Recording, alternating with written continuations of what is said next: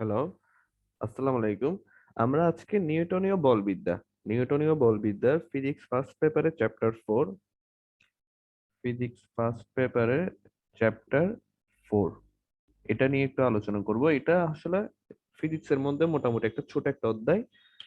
এখানের মধ্যে সাধারণত এই টপিকস যেটা আমরা বলতেছি আজকে ব্যাংকিং কোণ, এটা থেকে সিকিউ আসার সম্ভাবনা থাকে। এটার পাশাপাশি আরেকটা জিনিস থেকে আসে, ওইটা হলো জড়তার ভ্রামক।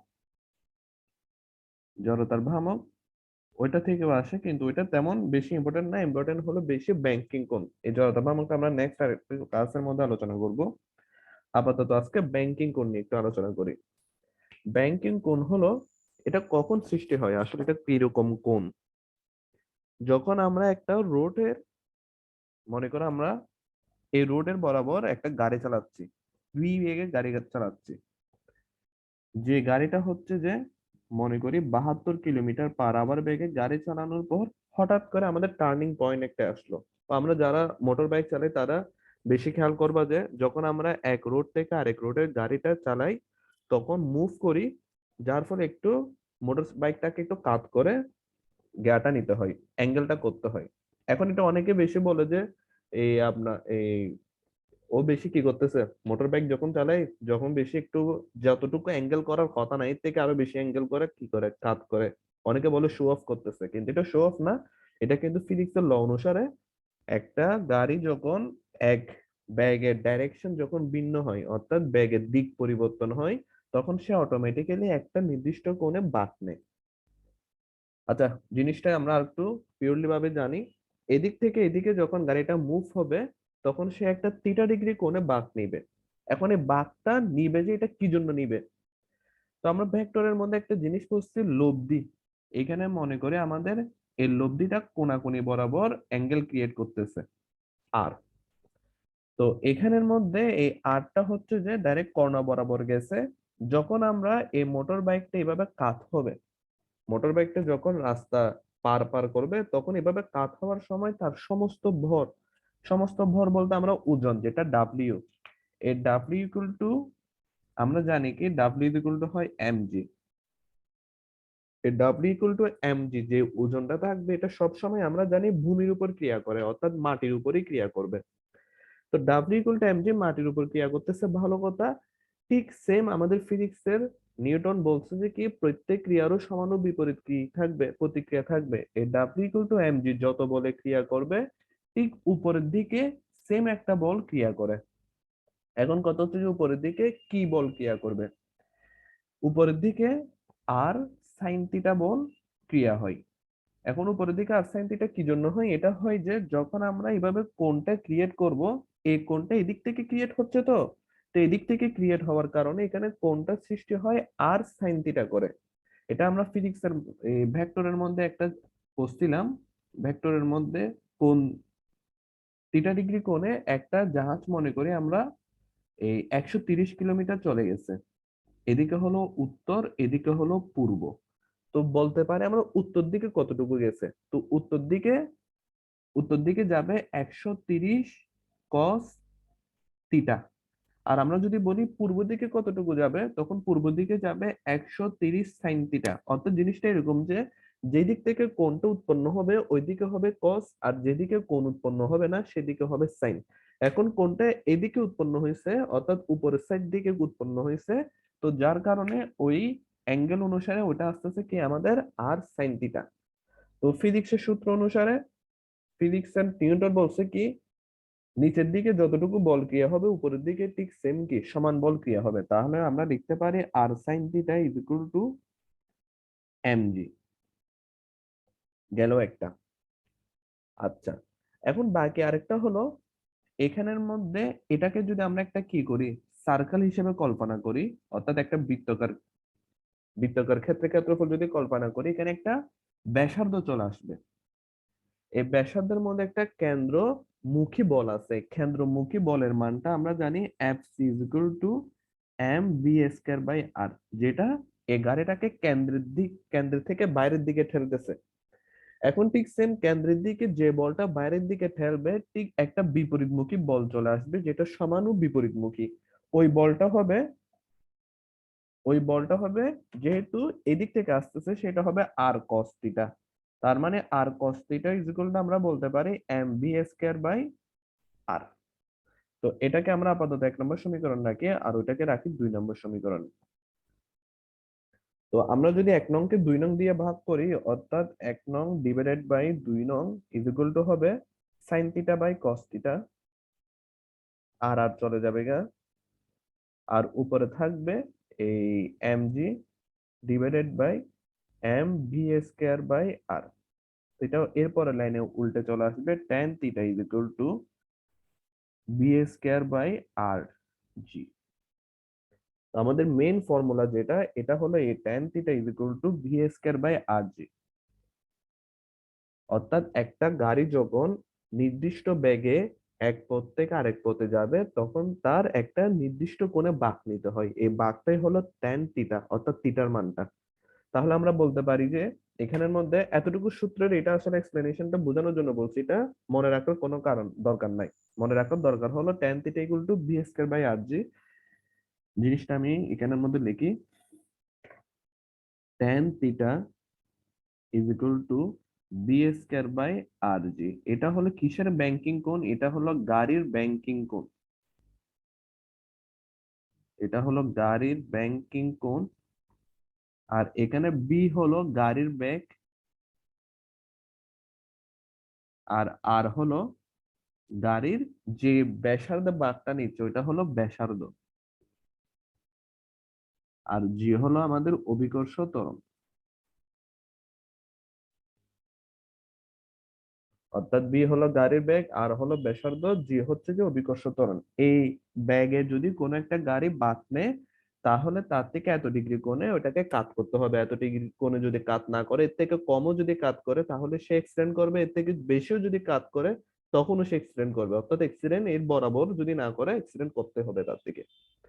এখন কথা হচ্ছে যে যখন আমরা মোটর সাইকেল চালাবো তখন না আমরা মনে করো একটা রোড থেকে আরেকটা রোডে যখন যাব আমরা নিজের বাইকটাকে নিজে কি করতে পারতেছি, কাত করতে পারতেছি। কিন্তু গাড়িটা যদি একটু বড় হয়ে যায়, অর্থাৎ কার কার হয় 4 চাকার গাড়ি হয়, বড় বড় ট্রাক হয়, তখন কি হবে?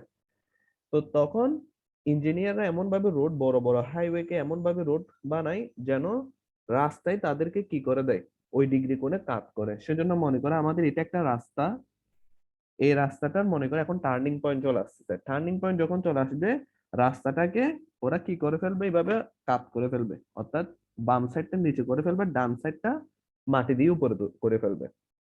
তো মনে করে আমাদের এটা হলো রাস্তার প্রস্থ, যেটা হলো ডি। এটা মাটি থেকে এখন এইচ মিটার উপরে উঠে গেছে। তো এইচ মিটার উপরে তুলে যাওয়ার ফলে এটা একটা থিটা ডিগ্রি কোণে বাঁক হয়ে গেছে না? তো এটা হলো কি, এই থিটার মানটা বের করার জন্য এটা হলো আমাদের লম্ব আর এটা হলো কি অতিভুজ। তাহলে আমরা লিখতে পারি sine theta is equal to H by D, যেটা হলো যে রাস্তার ব্যাংকিং কোণ। একটা হলো গাড়ির ব্যাংকিং কোণ আর একটা হলো রাস্তার ব্যাংকিং কোণ। এখানে এইচ হলো উচ্চতা আর ডি হলো আমাদের প্রস্থ। তো এখান থেকে জিনিসটা হয় কিরকম, এখান থেকে যদি কোনো সময় তোমার ট্যান থিটার মানটা যদি সাইন থিটা থেকে বড় হয়, ট্যান থিটার মানটা যদি সাইন থিটা থেকে বড় হয় তাহলে কি হবে, তখন তুমি দুর্ঘটনা করবে। অর্থাৎ তোমার গাড়ি চাচ্ছে যে 30 ডিগ্রি কোণে বাঁক নিতে, কিন্তু তোমার রাস্তা আছে যে মনে করো 10 ডিগ্রি, তাহলে বাকি যে কোণে বাঁক নিছো যার ফলে তুমি উল্টে গিয়ে কোথায় গিয়ে পড়বা, খালে গিয়ে পড়বা। তার মানে ট্যান থিটার মানটা সাইন থিটা থেকে বড় হলে কি হবে, দুর্ঘটনা হবে। আর যদি ট্যান থিটার মানটা বরাবর সাইন থিটা হয় তাহলে তুমি সর্বোচ্চ গতিতে বাঁকটা নিতে পারবা, অর্থাৎ তুমি সেফ থাকবা। এটা tan theta equal to sine theta হলে কি হবে, এতটুকু মুছে দিই, tan theta equal to sine theta হলে হবে যে সর্বোচ্চ গতিতে,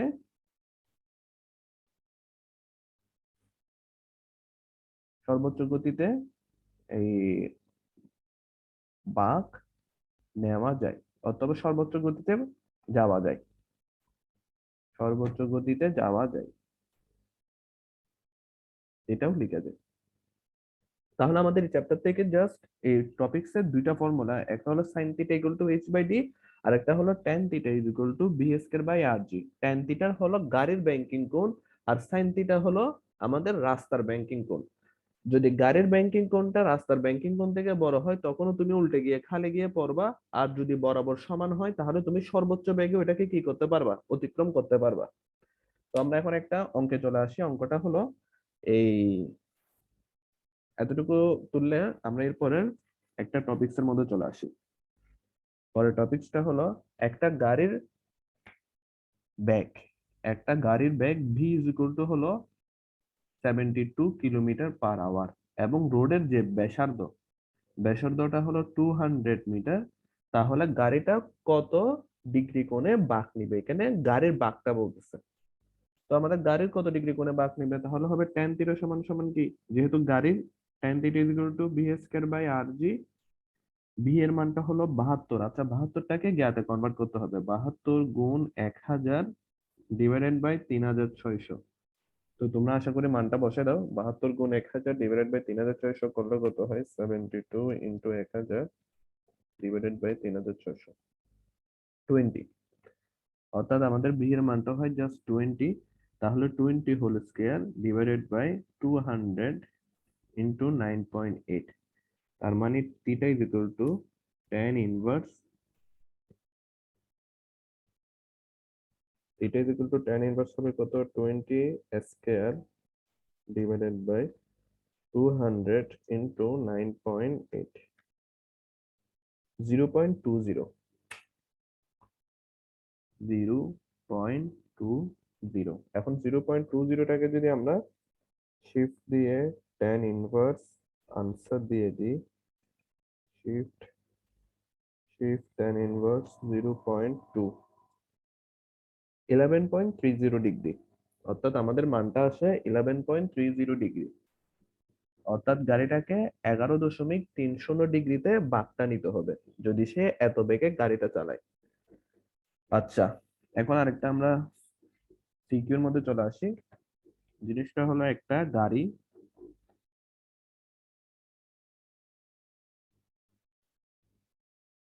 এটা একটা গাড়ি।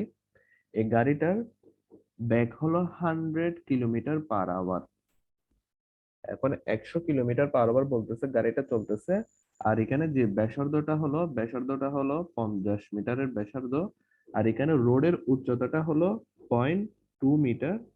আর রোডের যে প্রস্থটা হলো ওইটা হলো 0.8 মিটার।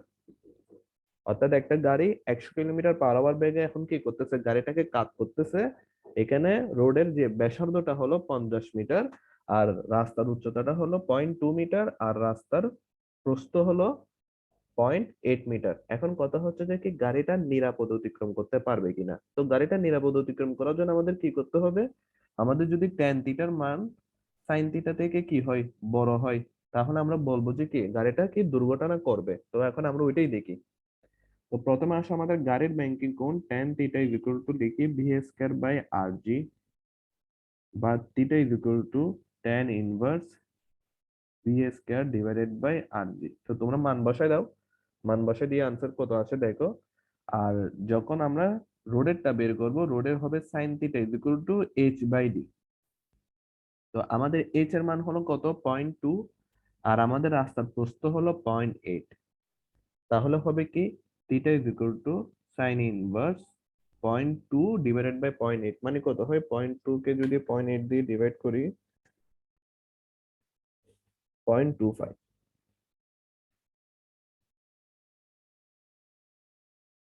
0.25 হয়, তাহলে আমরা লিখতে পারি শিফট দিয়ে সাইন ইনভার্স 0.25, অর্থাৎ 14.47 ডিগ্রি।